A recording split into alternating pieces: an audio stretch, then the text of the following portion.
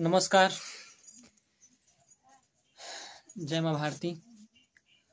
क्योंकि आज महाशिवरात्रि है, इसीलिए हमने सोचा है कि आज इसका जो आरंभ है, जो हम लोगों की जो क्रांति है, इसका आरंभ आज ही के दिन से अगर शुरू हो तो मुझे लगता है बहुत बढ़िया होगा। और आज हमारे मन में ऐसा विचार आया है कि इकोनॉमिक्स के बारे में कुछ चर्चा किया जाए। क्योंकि इकोनॉमिक्स के बारे में बहुत दिक्कतें हैं, लोग समझने में थोड़ी दिक्कत हो रही है, बाहर देख रहे हैं, तो उसको एक ऐसे तरीके से पेश किया जाए ताकि लोगों को इजी लगे। हालांकि सारी जो विषय हैं सबकी अपनी महानता है, सारे सब्जेक्ट जो हैं बहुत ही खूबसूरत हैं, बस दिक्कत ये है कि उसको समझाने वाला बस चाहिए। और ऐसे नहीं है, बहुत सारे योग्य टीचर हैं जो हमको भी मिले हैं। तो इसीलिए सब्जेक्ट की यही खूबी है, कोई भी सब्जेक्ट ना बुरा है ना अच्छा है, सब बढ़िया है अपने आप में, सब विद्वता भरे हैं। लेकिन अगर उसको बढ़िया एक कोच मिल जाए जो आपको डायरेक्ट करे, डायरेक्शन दे, तो फिर बहुत अच्छा लगता है। क्योंकि जो भारत में है, तो हम सबसे पहले भारतीय अर्थव्यवस्था के बारे में चर्चा करेंगे, क्योंकि ये सबके लिए हो सकता है। अगर भारतीय अर्थव्यवस्था की बात करें तो जितने भी बच्चे तैयारी वगैरह कर रहे हैं, या जो भी कॉम्पिटिटिव एग्ज़ाम हो, या फिर अगर आप पीजी हो, यूजी हो, तो उसके लिए भी ये बहुत बेनिफिशियल होगा अगर भारतीय अर्थव्यवस्था से शुरू करेंगे। क्योंकि ये लगभग सभी के लिए होगा जितने बच्चे पढ़ रहे हैं। तो यहाँ से इसकी शुरुआत जो होगी हम लोगों की, वो इंडियन इकोनॉमी से होगी, भारतीय अर्थव्यवस्था कि कैसे भारतीय अर्थव्यवस्था किस प्रकार से बदल रहा है, शुरुआत में कैसा था, सबकी चर्चा करेंगे पूरा बृहद। और इसको हम आपको कनेक्ट करते चलेंगे ताकि आपको दिक्कत ना हो, दोबारा आपको पढ़ने की ज़रूरत नहीं पड़ेगी। आपको पढ़ने की ज़रूरत ही नहीं है, केवल सुनना है। सुनने का अर्थ ये है you have to connect it only, बस आप कनेक्ट करते हुए चलिए। बाकी किताबें हैं, आप किताबें पढ़िए। पढ़ना तो आपको किताबों से ही है, क्योंकि मैं पढ़ाने वाला नहीं हूँ, बस आपको मैं कनेक्ट करना बताऊँगा, उसके अलावा आपका काम है। तो सबसे पहले हम चर्चा करते हैं कि अर्थव्यवस्था क्यों पढ़ें, वाई वी लर्न इकोनॉमिक्स, आखिर हम इसकी चर्चा क्यों करें। तो इसकी धाराएं हैं, पढ़ने में दिक्कत इसलिए होती है कि उन्हें पता ही नहीं है कि क्यों पढ़ें। इसकी कई धाराएं हैं। जैसे मान लीजिए कि समाज है, समाज एक जीवित इकाई है। तो समाज है एक जीवित इकाई, इसका जो रास्ता है जिसपे समाज चलता है उसको हम हिस्ट्री बोलते हैं। हिस्ट्री एक रास्ता है जिसपे लोग चलते हैं, और जो पीछे की चीज़ें भूली हुई होती हैं और जो आगे जो चीज़ें होती हैं उसको हिस्ट्री में मुख्यतः नहीं रखा जाता, लेकिन पथ प्रदर्शक वही है। हिस्ट्री का अर्थ है communication between past and present for to build a good future. ये वर्तमान और भूतकाल की बातें हैं, उससे सीखना है हमें, भूतकाल से सीखना है और वर्तमान को व्यवस्थित करना है, जिससे आपका जो भविष्य है वो मजबूती से खड़ा रहे। इतिहास की यही भूमिका है। जियोग्राफी क्यों पढ़ें, तो जियोग्राफी ये है कि ये आपको क्लाइमेट के बारे में बताता है, रॉ मटेरियल के बारे में बताता है, किसी व्यक्ति की संस्कृति के बारे में बताता है। मुख्यतः अगर आप कहें कि हल्का फुल्का उसका संबंध धर्म में भी कुछ हल्का फुल्का आता है तो गलत नहीं होगा, लेकिन मुख्य रूप से संस्कृति को प्रभावित करता है। और इससे आपको लोगों के व्यवहार, नेचर, स्थिति, वहाँ की ट्रेन पता चलेगी। आपको इन्वेस्टमेंट करना है तो उसके लिए बहुत ही बेनिफिशियल होगा। कहाँ पे कैसी चीज़ें बनानी है, कैसी फैक्ट्री कहाँ लगानी है, सब सारी चीज़ें बृहद रूप से इसके लिए हमको जानना ही होगा। जियोग्राफी। पॉलिटी जो है, पॉलिटी नियम बनाता है। पॉलिटी जो है नियम बनाता है कि अगर आपके पास पैसा है, अर्थव्यवस्था के ऊपर, it is a guardian of society. ये समाज का गार्जियन है जो नियम बनाता है, जिस नियम पे लोग चलते हैं। और समाज जिस नियम पे चलता है, और समाज नियम पे चलने के कारण ही उसका विकास होता है, वैसे विकास नहीं हो सकता। तो उसके लिए पॉलिटी बनाई गई है। अर्थव्यवस्था क्या है, अर्थव्यवस्था ये जो चीज, जो इनने रॉ मटेरियल थे, रॉ मटेरियल, ये जहाँ जो जिससे शरीर बनता है एक समाज का, तो उसमें जो अर्थव्यवस्था है वो ऋण का काम करता है। ऋण, ऋण बहुत ही इंपॉर्टेंट चीज़ है। अर्थव्यवस्था, अर्थव्यवस्था से ही तो ऋण बनती है सर। और अर्थव्यवस्था का गार्जियन है पॉलिटी, इसीलिए हम पढ़े पॉलिटी। एग्जाम्पल आप कहेंगे एग्जाम्पल है मराठा। देखिए मराठाओं ने सबको लूटा, किसको नहीं लूटा? हफ्ता लिया, सबसे हफ्ता लिया, इलाहाबाद जाके हफ्ता लिया, मगध जाके हफ्ता लिया, प्लासी में क्या नाम है उसका, बंगाल, सब जगह तो जाके हफ्ता लिया, लेकिन वो टिक नहीं पाए। क्यों? क्योंकि उनकी पॉलिटी उनकी अच्छी नहीं थी, नियम उनके नहीं थे। पैसा बहुत था, नियम नहीं थे, रखने की व्यवस्था नहीं थी, नियम कानून नहीं था, कुछ था ही नहीं। तो पॉलिटिक्स बहुत जरूरी है ताकि उस नियम पे चले और आपका विकास हो। तो नहीं था, इसीलिए बर्बाद हो गए। बर्बाद होने का अर्थ ये है कि बहादुर तो बहुत थे वो, दीज आर वेरी, इसमें कोई वो डाउट नहीं है, लेकिन वो सही से चला नहीं पाए। यही कारण था। अंग्रेजों ने देखिए कैसे लूटा, अंग्रेजों ने लूटा, वैसे थोड़ी लूटा। उनके पास पैसा था तो पहले तो उन्होंने लूटा, फिर उन्होंने पॉलिटी अपनी मजबूत की, अपना शासन चलाया, डोमिनेट किए, शासन चलाया और फिर लूटा। तो ये कुछ तरीके हैं जिस पे आपको चलना ही पड़ेगा। देखिए अंग्रेजों का जो डेवलपमेंट है, अंग्रेज इंग्लिश इसलिए है क्योंकि वो एक नियम कानून से बने हैं और उससे चलते हैं रास्ते पे, तोड़ते भी हैं, ऐसा नहीं है, जरूरी भी है। नियम कानून टूटने चाहिए, समय और अर्थव्यवस्था और परिस्थिति के अनुसार बदलने चाहिए सारी चीजें, पॉलिटी, नियम कानून सब, क्योंकि ये समाज एक जिंदा इकाई है, हर चीजें इस पे हर समय लागू नहीं हो सकती। ये सारे विषय की अपनी अपनी खूबियां हैं, महत्ता हैं, जरूरी है। हम चलेंगे भारतीय अर्थव्यवस्था की ओर, हम भारतीय अर्थव्यवस्था की ओर यहाँ से शुरुआत नहीं करेंगे, हम बहुत ही पहले पुराने प्राचीन भारत से देखते हैं कि ऐसी अर्थव्यवस्थाएं क्यों थी। पहले तो इसी पे चर्चा होगी ताकि आप कनेक्ट कर पाए। तो सबसे पहले अगर देखा जाए तो हम चलेंगे नवपाषाण का। नवपाषाण काल, और जो मुख्य रूप से इससे बहुत कम चर्चा होगी क्योंकि नवपाषाण काल वगैरह में उलझने में दिक्कत कोई फायदा नहीं है। ये लोग पहले पहाड़ों पे रहते थे, फिर नीचे आए और फिर उन्होंने जैसे पत्थर की जो हथियार बनाने लगे, जिससे जो पत्थर के हथियार बनाने लगे तो छोटे छोटे शिकार करने में उनके और आसानी लगी, तो नीचे आने लगे। फिर बाद में आग की खोज हो गई तो उससे अर्थव्यवस्था जो है पीक पे थोड़ी थोड़ी जो है लोग नीचे आने लगे। अर्थव्यवस्थाओं की जो प्रक्रिया है चली, शुरुआती से बार्टर सिस्टम था। पहले तो ये सब था ही, केवल खाना बदोश थे। बाद में हम आएंगे ऋग्वैदिक काल में, यहाँ से हमारी कहानी शुरू है। ऋग्वैदिक काल में, क्योंकि अगर हम सिंधु सभ्यता देखें तो उसमें व्यापार वगैरह था, लेकिन उसमें कुछ विशेष साक्ष्य नहीं है तो हम उस पर चर्चा नहीं करेंगे, क्योंकि उसमें कोई विशेष साक्ष्य नहीं। व्यापार था, कृषि था, व्यापार था मुख्य रूप से। तो हम यहाँ से ऋग्वैदिक से चर्चा करेंगे। जब आर्य भारत आए, हम ऋग्वैदिक काल में देखेंगे कि ऋग्वैदिक में लिखा है जो दशराज का युद्ध है, वहां से आर्य भारत आते हैं और वहां से हमारी कहानी शुरू होती है। बार्टर सिस्टम था, बाद में बार्टर सिस्टम था तो अर्थव्यवस्थाएं बदली कैसे, केवल और अर्थव्यवस्था बदली, उससे कैसे बदल रही है संरचनाएं, कैसे बदल रही हैं, हम आपको आप समझ देखिएगा सर कैसे बदल रही हैं। सबसे पहले अर्थव्यवस्थाएं बार्टर सिस्टम थी, कृषि था मुख्य रूप से, काम चल रहा था। बाद में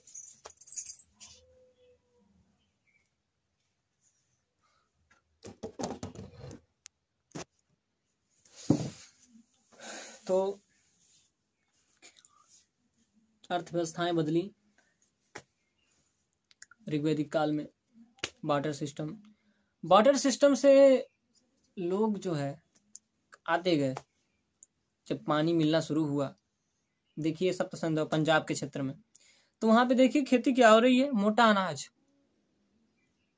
क्योंकि कुदाल नहीं है, टूल्स नहीं है खेती करने। और यही कारण था कि बार्टर सिस्टम। बाद में अगर हम धीरे धीरे देखें तो उत्तर वैदिक काल में कुछ बहुमूल्य धातुएं मिलती हैं, बहुमूल्य धातुओं की चर्चा है और उससे खेती होती थी, माफ करिए, उससे व्यापार में कुछ यूज उसका था। दिक्कत क्या थी, ये जो ऋग्वैदिक और उत्तर वैदिक काल की जो कारण है, जो चीजें बदल रही हैं, क्यों, उसका रीजन ये था, लोहे की खोज 1000 BC में उत्तर प्रदेश के अतिरंगी खेरी में होती है। और जब लोहे की खोज हुई, उसने अर्थव्यवस्था को पलट के रख दिया। बहुमूल्य धातुएं देखिए आप, उत्तर वैदिक काल में युद्ध होने लगे, पहले भी युद्ध होते थे, लेकिन वो गायों के लिए थे, क्योंकि गाय महत्वपूर्ण थी। दिक्कत क्या थी, गाय महत्वपूर्ण क्यों थी, इसका भी रीजन। अभी बहुत सारी चीजें हैं, अगर हम पूरा चलेंगे तो दिक्कत होगी। मुख्य रूप से हमें केवल उस पर चर्चा करनी है, अर्थव्यवस्था पे। वही इसके बारे में बृहद चर्चा वैसे कोशिश करेंगे कि देख ले रहे हैं।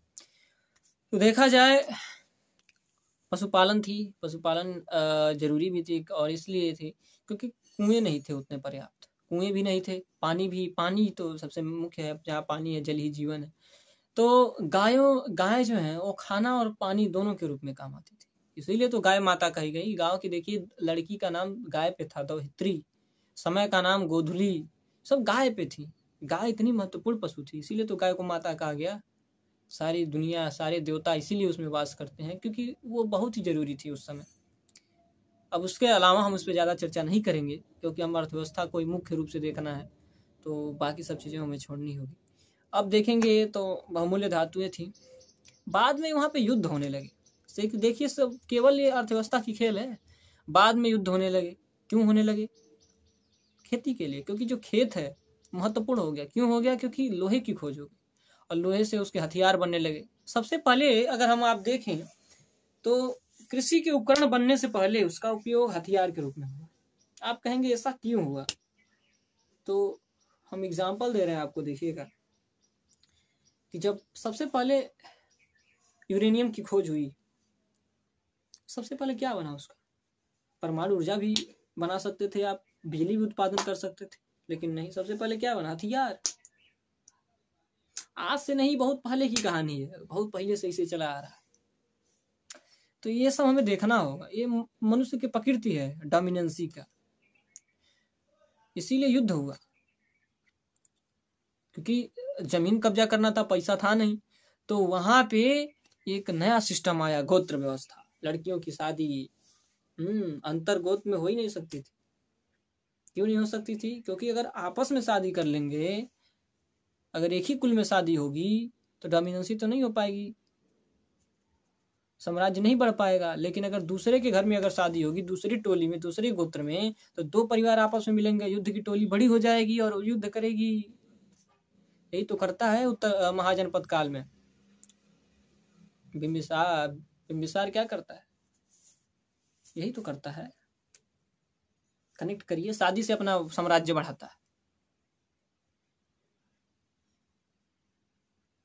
बस यही सब देखना है, बस कनेक्ट करना है। तो अर्थव्यवस्था कैसी थी? कृषि थी। ऋग्वैदिक काल में जैसे ही लोहे की खोज हुई, वाटर सिस्टम था, जैसे ही लोहे की खोज हुई, सारी चीजें पलटने लगी। धीरे धीरे व्यापार शुरू होने लगा, धरती के लिए झगड़े होने लगे, क्योंकि उसकी महत्ता बढ़ने लगी। ऋग्वैदिक में चर्चा है कि पिता अपने पुत्र को घर से निकाल सकता था। रीजन ये थी कि उसके पास ताकत आ गई थी, पैसा इतना आ गया था, उसके पास एक खजाना लग गया था, कृषि। और आप देखेंगे कि उत्तर वैदिक काल में क्या, जो बलि थी, टैक्स, वो पहले वॉलेंट्री थी, लेकिन बाद में जरूरी हो गई कि देना ही होगा। और यही हाल अब हम देखेंगे उत्तर महाजनपद काल में। जब किसानों के पास पैसा हुआ, तो बाद में लेकिन उतना पैसा नहीं था कि सारी चीजें हों, कृषि ही था। लेकिन बाद में हम देखते हैं कि टेक्निकल डेवलपमेंट होता है। क्या होता है? Technical development. और उस टेक्निकल डेवलपमेंट में जो रुपाई की जो शुरुआत है, रुपाई की शुरुआत वहां होने लगी। और उस रुपाई की शुरुआत के कारण अतिरेक पैदा हुआ, और उसी अतिरेक के कारण जो आंतरिक किसान थे उनकी समृद्धि हुई, मजबूती हुई। और कुछ किसान वहां से निकले और उन्होंने क्या किया? शिल्पकार का काम करने लगा। और जो अमीर वर्ग था, अर्थात अमीर जो था, वो गृहपति जिसे किसान बोलते थे, तो उस किसान वर्ग के पास पैसा आने लगा, और वो किसान वर्ग मांग करने लगा, शिल्पकार आए, बहुत सारी चीजें, घरेलू उद्योग शुरू हो गए। और इसी के कारण जब पैसा आने लगा, तो सोने की जो उस समय जो आंतरिक जब मांग बढ़ी, सोने की महत्ता, तो सोने का तो लोग बहुत पहले से परिचित थे। लेकिन बाद में ऐसा हुआ कि जब इन लोगों के पास अतिरेक हुआ तो व्यापार शुरू हो गया, आंतरिक व्यापार से मजबूत हुआ, समृद्धि हुई। बाद में होता है कि आक्रमण होता है। कौन करता है? दारा प्रथम, ईरान का हकमनी वंश का तीसरा शासक, करता है पंजाब पे। कहता है कि जितना, क्योंकि वहाँ पे देखिए रेशम मार्ग जुड़ता था ना तक्षशिला पे। तक्षशिला से जो चाइना रूट है, उत्तरापथ चाइना से जुड़ता है। आप सर्च करिएगा रेशम मार्ग से उत्तरापथ तक्षशिला में जुड़ता है। तो वहाँ से बहुत ज़्यादा, लगभग बता तो रहा था कि जितना पूरा ईरान में जितना पैसा था उतना केवल उस पंजाब प्रांत तक्षशिला से आता था। पंजाब मार्ग से जो रास्ता जाती है अफगान, जो पाकिस्तान और हिंदुस्तान का जो पंजाब मार्ग है, वहाँ पे जो उत्तरापथ है और तक्षशिला वगैरह लेके वहाँ पे जो रेशम मार्ग से उत्तरापथ जुड़ता था, तो वहाँ बहुत पैसा था। कहता था कि हकमनी वंश का जो शासक था डेरियस, वो कह रहा है कि जितना हमारे पास ईरान में पैसा है उसका 3 गुना बस वहाँ से जो पंजाब से है वो भारत के लिए कर जाता है सोना, इतना पैसा था। तो इसीलिए वो पंजाब वो कब्जा करता है सर, वहाँ पूरा कब्जा करता है इसीलिए। और कब्जा करने के बाद में ऐसा होता है कि जो फिलिप का लड़का है, उसका नाम है सिकंदर, अलेक्जेंडर निकेटर, वो आता है और फिर डेरियस को हराता है। चूंकि भारत का नाम उसने भी सुना था, तो इसीलिए उसका सपना था कि पूरे भारत पे कब्जा कर ले। और पूरे भारत पे कब्जा करने के लिए जो चाइना रूट था उस पर आना था, उसको नाम सुना था वो। तो इसीलिए सिकंदर महान का है ना, क्योंकि वो पूरा डोमिनेट कर लिया था पूरा रेशम मार्ग को। और इससे क्या हुआ कि व्यापार होने लगे, विदेशी व्यापार। अब जब विदेशी व्यापार होगी तो भैया अब धान चावल से तो खरीद नहीं सकते हैं, बार्टर सिस्टम हालांकि चलेगी, लेकिन धान चावल से तो आप बड़ी बड़ी चीज़ें दूर दूर तो नहीं ले आ सकते हैं। इसीलिए वहाँ पे एक चीज़ का जन्म हुआ जिसका नाम है मुद्रा अर्थव्यवस्था, मनी इकोनॉमी।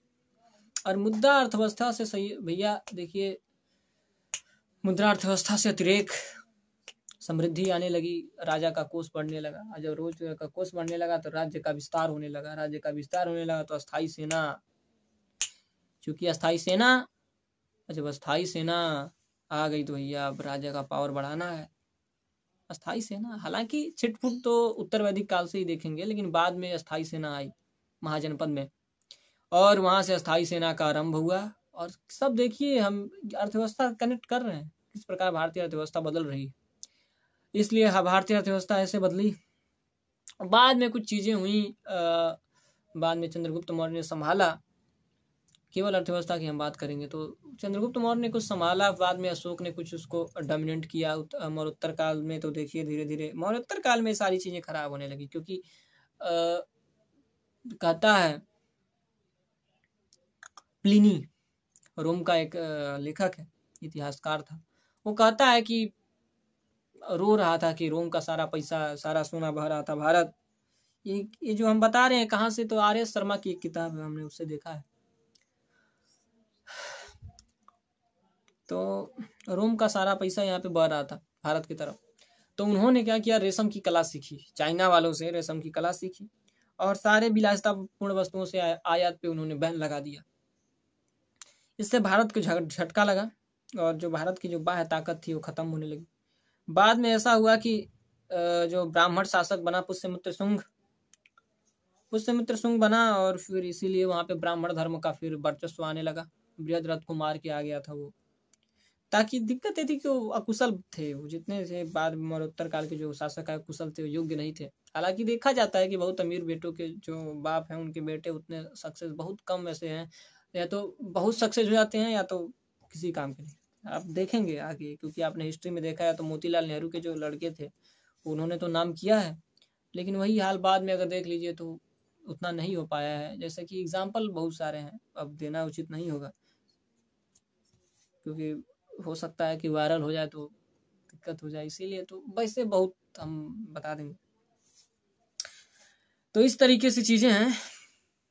बाद में फ्यूडलिज्म शुरू हो गया। फ्यूडलिज्म क्यों शुरू हुआ? क्योंकि बाहरी व्यापार खत्म हो गया। जब बाहरी व्यापार खत्म हो गया भैया, तो पैसा आना बंद हो गया। पैसा आना बंद हो गया तो अस्थाई सेना कैसे रखेगा कोई? सेना जब सेना बिना पैसा काम नहीं करेगी, तो वहां पे एक शुरू हुआ फ्यूडलिज्म, सामंतवाद की।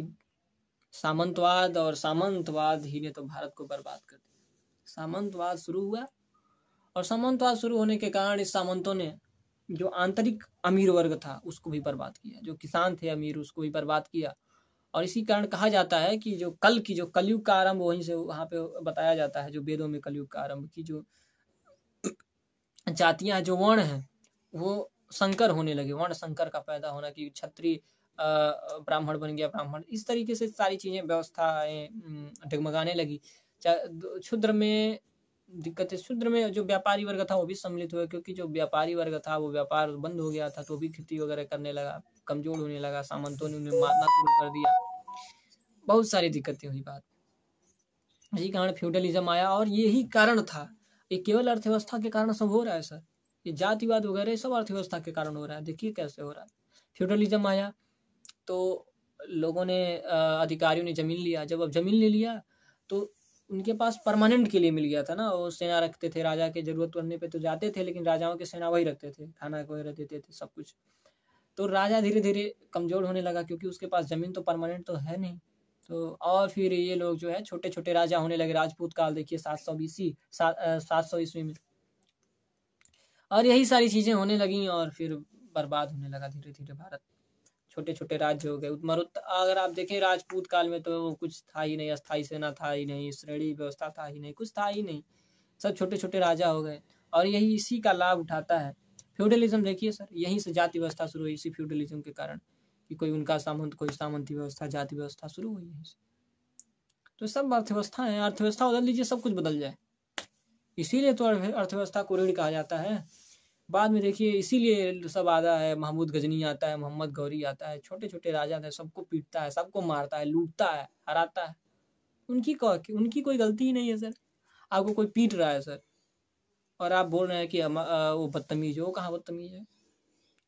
आप कैसे पीट रहे हैं? 25 साल से कोई आके आपको पीट रहा है, पीटते जा रहा है, क्या कर रहे हैं?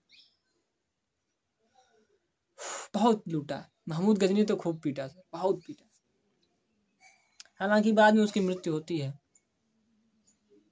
1100 तराइन का युद्ध जो हम देखते हैं 1191 में होता है, फिर 1192 में दूसरा होता है, चंद्रावर का 1904 में होता है, बाद में गुलाम वंश वगैरह, गजनी के बाद गुलाम वंश आता है। बहुत पीटते हैं सर, बहुत। 1027 तक तो वही लूटता रहा, मारता रहा, आता रहा, मारता, जब भी पैसे की जरूरत होती थी कभी भी यारता था, मारता था, पीटता था, लेके जाता था। क्या कर रहे थे? बहुत लूटा, मथुरा के मंदिर को लूटा, बहुत लूटा, लास्ट में जाके पोरबंदर में जो लूटा गुजरात, तो वो तो फेमस है सोमनाथ वाला। इस तरीके से अर्थव्यवस्था बदली और यही कारण थी कमजोरी की, यही कारण तो थी, सामंतवादी छोटे छोटे राजा। इसीलिए तो अंग्रेजों ने फायदा उठाया, सबसे हाथ मिला के सबको, यहीं के लोगों को पीटा, छोटे छोटे राजा थे। और उनका तो ये खूबी मैं मानता हूँ, मैं भले ही विरोध हो, लेकिन ये खूबी है कि उन्होंने भारत को एक किया, क्योंकि भारत तो बाद में एक हुआ, छोटे छोटे टुकड़ों में थे, उसी ने पीटा, सबको पीटा, हिंदू मुस्लिम सबको पीटा, सिख सबको पीटा। ऐसा थोड़ी है, ऐसा हुआ कि भैया निजामों को भी पीटा, हिंदुओं को भी पीटा, बाद में सब एक हो गए, गले मिले कि भैया अब हम एक साथ रहेंगे भैया, लेकिन बाद में वो कहाँ मानने वाले हैं, हिंदू मुस्लिम हो सिख हो, सब कहाँ। सिख भैया तो एक अभी बाद में शुरू हुआ है, बहुत ही बढ़िया है। बाद में ऐसा दिक्कत यही तो है, पहले तो एकदम मुल्ला भैया और वो हिंदू सब हाथ मिलाए थे, सब दोनों को पीटा, लेकिन बाद में जैसे ही गए फिर आपस में झगड़ा होने लगा, ये मानने वाले नहीं है। यही तो दिक्कत है यहाँ की, इसीलिए तो बर्बाद हो रहा है भारत। एक साथ रहने में क्या जाता है, लेकिन मानेंगे थोड़ी है, फिर पीटा, अगर जब तक चल रहा है तब तक चल रहा है। अब हम देखते हैं अंग्रेजों के बाद का इतिहास। तो अंग्रेजों ने कुटीर व्यवस्था हम लोगों की खराब कर दी थी जब गए थे, तो यहाँ की कुटीर व्यवस्था को, ग्राम उद्योग को बर्बाद कर दिया। फिर अपना बर्बाद कैसे हुआ इसको भी देख लीजिए पहले, क्योंकि आगे यहाँ पे नहीं समझेंगे तो आगे दिक्कत होगी। इन्होंने क्या किया कि कर्ज देना शुरू किया, आते थे कर्ज देते थे और महंगे रेट पे, महंगा रेट देते थे कपास वगैरह का। जब कपास महंगा देते थे और कहते थे हमसे ही बेचना, अब वो किसान बेचता था उनसे, तो जो यहाँ के जो किसान थे उनकी दिक्कतें होने लगी। और इन्हें तो मासूम थे, पता ही नहीं, जो लोअर सेक्शन है वो इसीलिए तो बर्बाद है, इसीलिए बर्बाद है, कोई भी मना दे मान जाते हैं। इसीलिए तो यहाँ पे अगर क्रांति होगी तो आप ही लोगों से होगी सर, छोटे वर्ग में यहाँ पे क्रांति नहीं होगी। बुला दिए भैया, अगर 500 दे दिए तो वहाँ से काम हो गया, नेता इसीलिए तो जीत रहे हैं। नेता ऐसे क्यों है? जो नेता है वो प्रतिबिंब है, ऐसा थोड़ी है कि बदतमीज है। वो नेता एकदम आलिम आदमी है, वो कोई बदतमीज नहीं है, वो सबसे महान आदमी है। यहाँ के नेता सबसे ईमानदार है। जनता है सर, जनता ही वैसी है। नेता नेता तो प्रतिबिंब है, नेता प्रतिनिधि है, उनकी क्या गलती? हम ही लोग ना चुनते हैं उनको, बस। तो इसीलिए ऐसे लेके गए उन्होंने, अपना विस्तार किया, अपने वहाँ फैक्ट्री लगाई, वहाँ उसका उद्योग किया, और फिर यहाँ पे लाके बेचते थे। और ऐसे ऐसे जब बर्बाद हो गया तो अपने मार के फोड़ दिए, और सब जो 2-4 घर था अपने उजाड़ दिए, पैसे के बल पे मरवा दिए।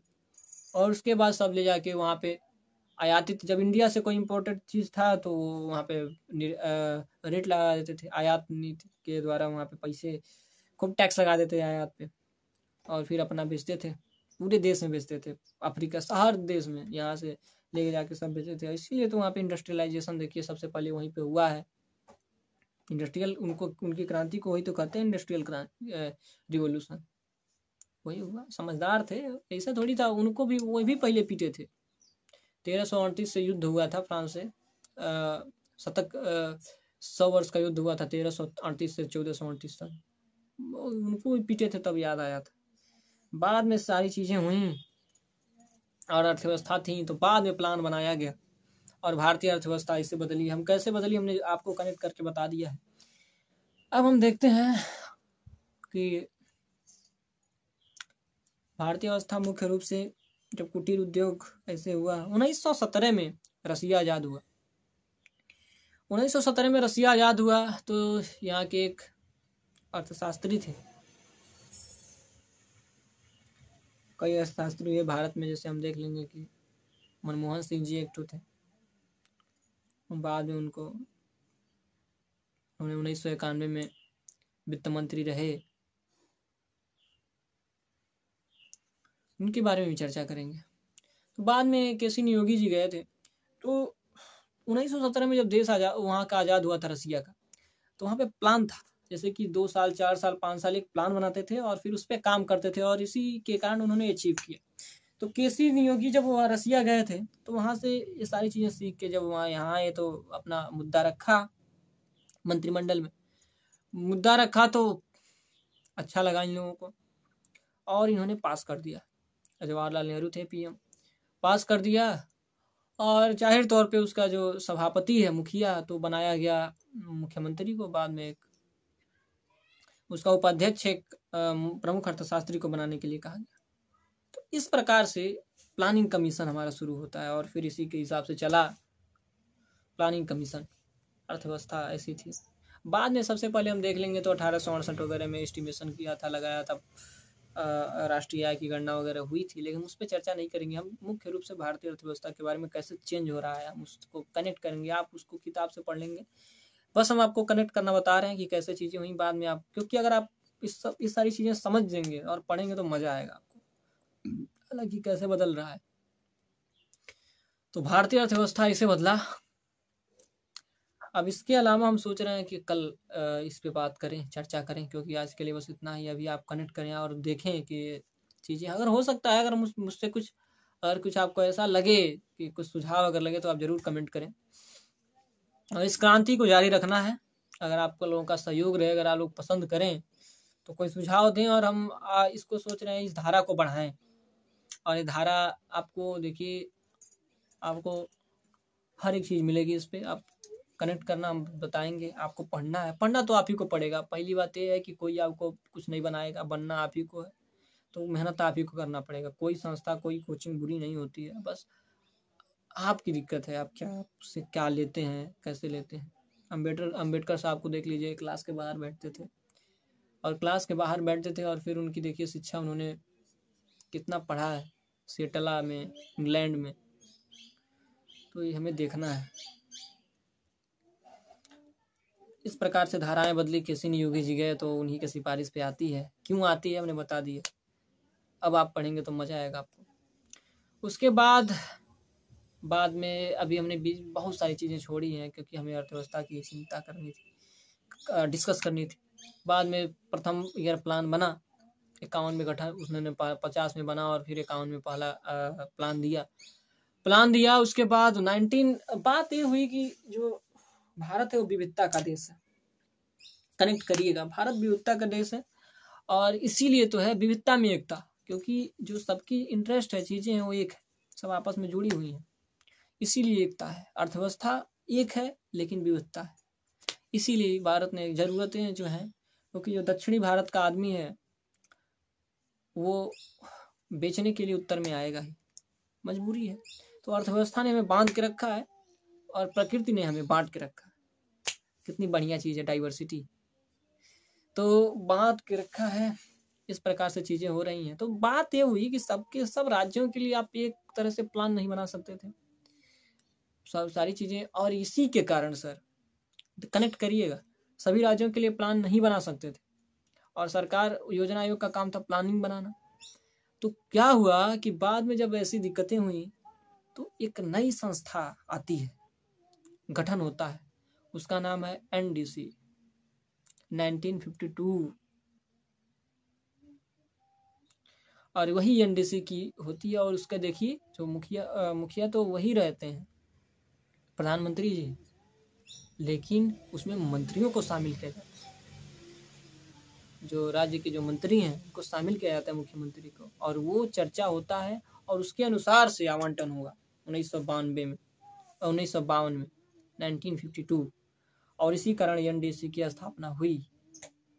ठीक है, अब प्लानिंग कमीशन बन गया तो कृषि पे जोर दिया गया। पहले क्यों दिया गया हमने आपको बता दिया है कि कुटीर वगैरह सब उद्योग, भारत कृषि प्रधान देश होते हुए भी बर्बाद हो गया, किसी नहीं था, क्यों नहीं था बता दिया पहले, क्योंकि अंग्रेजों ने बर्बाद कर दिया था। और उसके बाद से खाना के लिए चिंता हुई और जरूरी भी था, उन्होंने जवाहरलाल नेहरू ने बंद किया, विदेशी व्यापार को बंद किया, क्योंकि सबसे पहले वही जरूरी थी, क्योंकि अभी हमने एक कंपनी ने हमें से हमने मुक्त हुए थे तो सीधे विदेशी व्यापार नहीं कर सकते थे, क्योंकि दिक्कतें थी, अभी मजबूत नहीं था, कोई और डोमिनेंस की चांस थी। तो इसीलिए, और यहाँ के जो छोटे वर्कर्स वीकर सेक्शन है वो पैसे के लिए, कोई भी सर अगर दिक्कत होगी तो पैसे के लिए करना ही पड़ता है, तो विदेशी समझा ले जाते, इसीलिए उन्होंने रोका और इम्पोर्टेड पे बहुत ज़्यादा पैसा लगा दिया, टैक्स लगा दिया याद, और इस कारण भारतीय व्यवस्था चली और लाइसेंसी राज कहा जाता है 1991 तक। आंतरिक ऐसे ही था, बाद में दूसरी अर्थव्यवस्था, तो इसीलिए ताकि, और जो कृषि अर्थव्यवस्था के कारण, तो कि चूंकि जो पहला प्लान कृषि अर्थव्यवस्था पे था, इसीलिए ज़्यादा उम्मीद नहीं किया गया था, इसलिए नहीं क्योंकि इसमें सप्लाई प्रोसेस होती है बहुत धीमी होती है, तो बहुत कम प्रोसेस रखा गया, 2.5 शायद रखा गया था और 3.6 हमें मिला था। तो एक उत्साह थी हमारे अंदर की कृषि जो क्लाइमेट बहुत बढ़िया साथ दिया था, उन लोग का अच्छी फसलें हुई थी, तो बहुत ही बढ़िया समृद्धि उससे हुई। अब इसके आगे हम सोच रहे हैं कल देखा जाए, एक ही में बहुत ज़्यादा हो जाएगा, तो कल देखा जाए। देखिए सर, क्रांति जारी रहनी चाहिए, और आप लोगों को अगर दिक्कतें हो, मुझे तो लगता है कि अब आपको पढ़ने की जरूरत नहीं है, ताकि ऐसा मतलब भूलेगा नहीं आपको, ऐसा नहीं है कि अब आपको भूल जाए, आपको भूलेगा नहीं, आप उसके लिए निश्चिंत रहें, कनेक्ट करते चलें, आपको कभी नहीं भूलेगा, समझें बस। भगवान करें आप लोग सफल हो, उसके बाद पार्लियामेंट में जाएं, बैठिए, आप ही लोगों की जरूरत है, पार्लियामेंट में बैठिए, उसके बाद देश बदलिए, वैसे बोलने से तो होगा नहीं कुछ, तो करिए, आशीर्वाद है भगवान का, भगवान से ही दुआ है, प्रार्थना है। और आज सबको शुभ महाशिवरात्रि। आज के लिए बस इतना है, ये सूचना, ये क्रांति जारी रहेगी, आप लोग सपोर्ट करिए, अगर आपको अच्छा लगे तो। नमस्कार, धन्यवाद।